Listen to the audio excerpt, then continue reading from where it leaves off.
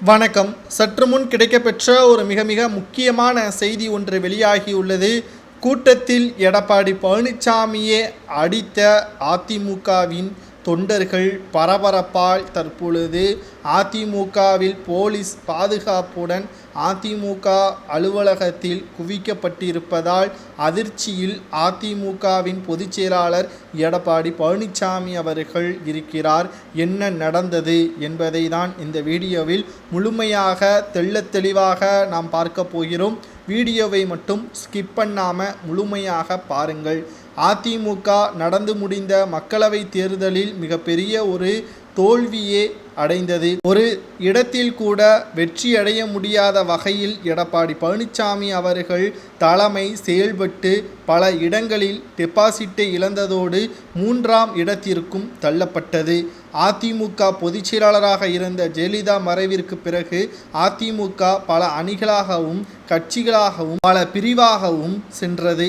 எடப்பாடி பழனிசாமி முதல்வராக இருந்தபொழுது நடைபெற்ற இடைத்தேர்தல், அதற்கு பிறகு மக்களவை தேர்தல், 2021 சட்டமன்ற தேர்தல், நகர்ப்புற ஊரக உள்ளாட்சி தேர்தல், ஈரோடு இடைத்தேர்தல் என அனைத்து தேர்தல்களிலும் அதிமுக படுதோல்வியை தான் சந்தித்தது.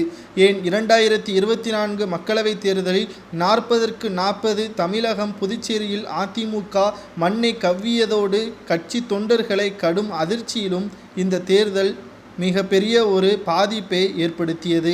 அதிமுகவில் இருந்து வெளியேறப்பட்ட சசிகலா, டிடிவி தினகரன், ஓபிஎஸ் ஆகியோர் தனித்தனி அணிகளாகவும் கட்சிகளாகவும் செயல்பட்டு வருகின்றார்கள்.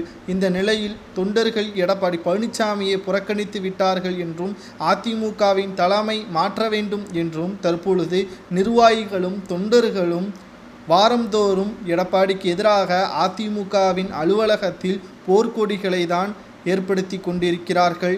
யாருக்கும் கட்சியில் இடமில்லை என திட்டவட்டமாக எடப்பாடி பழனிசாமி அவர்கள் கட்சியிலிருந்து நீக்கப்பட்டதுதான் என்றும் தெரிவித்திருந்தார். இந்த நிலையில்தான் 2026ஆம் ஆண்டு நடைபெற உள்ள சட்டமன்ற தேர்தலையும் தனது தலைமையிலேயே எதிர்கொள்ள ஏற்பாடு செய்து வருகிறார்.